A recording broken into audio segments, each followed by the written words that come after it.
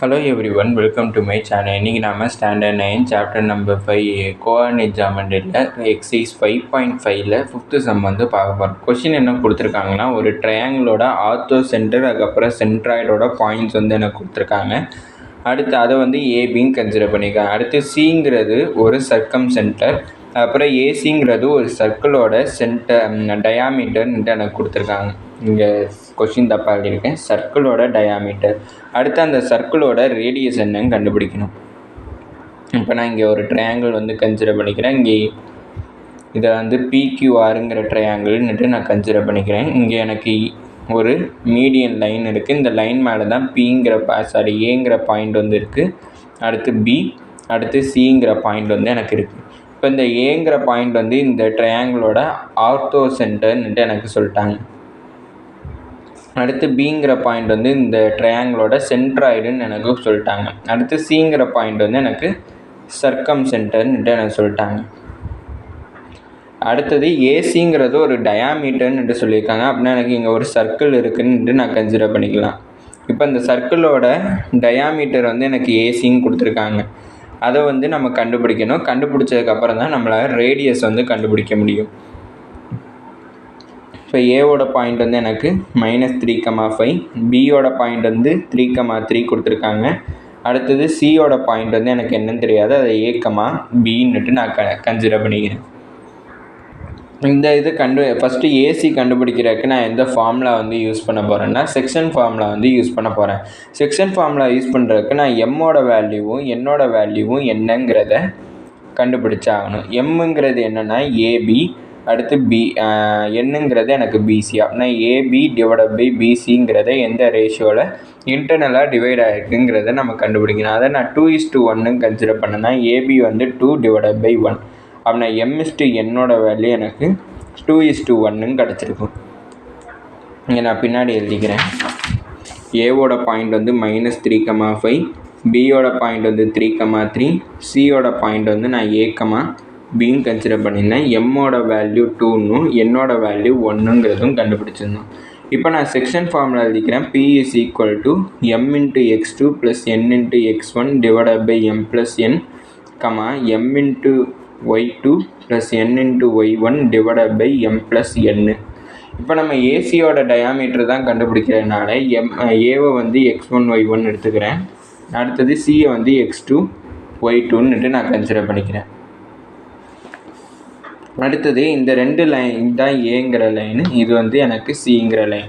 அடுத்து பிங்கிற பாயிண்ட் தான் எனக்கு நான் ஏசியோட நடுவில் இருக்குது. அதனால் இதை வந்து நான் பிங்கிற பாயிண்ட்டாக இப்போதைக்கு கன்சிடர் பண்ணிக்கிறேன். பியோட வேல்யூ எனக்கு 3,3 கொடுத்ததுனால பிக்கு பதிலாக நான் 3,3 எழுதிக்கிறேன். = எம்மோட வேல்யூ 2 × x2ஓட வேல்யூ A ப்ளஸ் என்னோட வேல்யூ 1 × x1ஓட வேல்யூ -3/2 + 1. அதாவது M+Nங்கிறனால 2+Nன்னு எழுதி.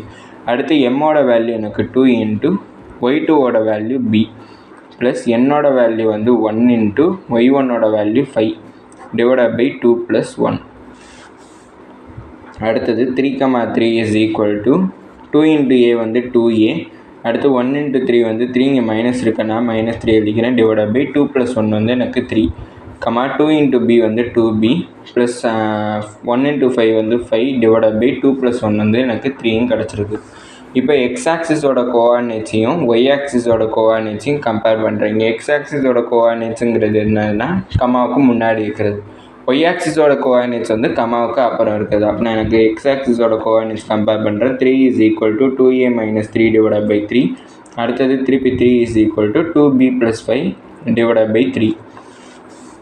அப்படின்னா இந்த 3 நான் இங்கிட்ட ட்ரான்ஸ்லேட் பண்ணேன்னா 3 × 3 வந்து எனக்கு 9 கிடச்சிடும். அப்படின்னா 9 = 2A - 3. இந்த -3 இங்கிட்டு போச்சுன்னா +3 ஆகும். அப்படின்னா 2A = 9 + 3. அப்படின்னா 2A = 9 + 3 வந்து 12. அப்படின்னா இது 2 1s, இது 2 6s. அப்படின்னா எனக்கு A = 6ன்னு கிடச்சிருக்கு.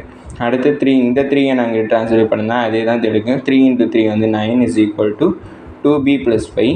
இந்த +5 இங்கிட்ட ட்ரான்ஸ்லேட் பண்ணுறப்ப -5 ஆகும். அப்படின்னா 2B = 9 - 5. அப்படின்னா எனக்கு 2B = 9 - 5ஓட வேல்யூ 4.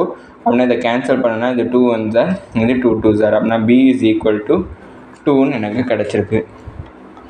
அப்படின்னா சியோட பாயிண்ட் என்ன கண்டுபிடிச்சிருக்கேன்னா எனக்கு ஏ கமா பியும் கன்சிடர் பண்ணியிருந்தோம். அதை வந்து நான் சி இஸ் ஈக்குவல் டு 6,2 கண்டுபிடிச்சிருக்கேன். இப்போ இதோட டயாமீட்டர், அதாவது ஏசிங்கிறது டயாமீட்டர்னுட்டு கொஷினில் கொடுத்துருந்தாங்க. அப்படின்னா நான் டயாமீட்டர் இப்போ சியோட பாயிண்ட் எனக்கு கிடச்சிருச்சு. அப்படின்னா இதோட டயாமீட்டர் தான் அடுத்து கண்டுபிடிக்கணும். ஏங்கிற பாயிண்ட் என்னென்னா -3,5, சிங்கிற பாயிண்ட் என்னென்னா 6,2 கண்டுபிடிச்சிருந்தோம். ஏசிங்கிறது டயாமீட்டருங்கிறப்ப அது டயாமீட்டருங்கிறது ஒரு லென்த்து தான். லென்த்தை நம்ம டிஸ்டன்ஸ்னு சொல்லலாம். அப்படின்னா டிஸ்டன்ஸ் ஃபார்ம்லாம் நான் யூஸ் பண்ணிக்கலாம். இதை x1 y1 கன்சிடர் பண்ணிக்கிறேன், இதை x2 y2ன்னுட்டு கன்சிடர் பண்ணிக்கிறேன். நான் d is equal to root of x2 minus x1 to the whole square plus y2 minus y1 to the whole squareங்கிறது எனக்கு ஃபார்முலா.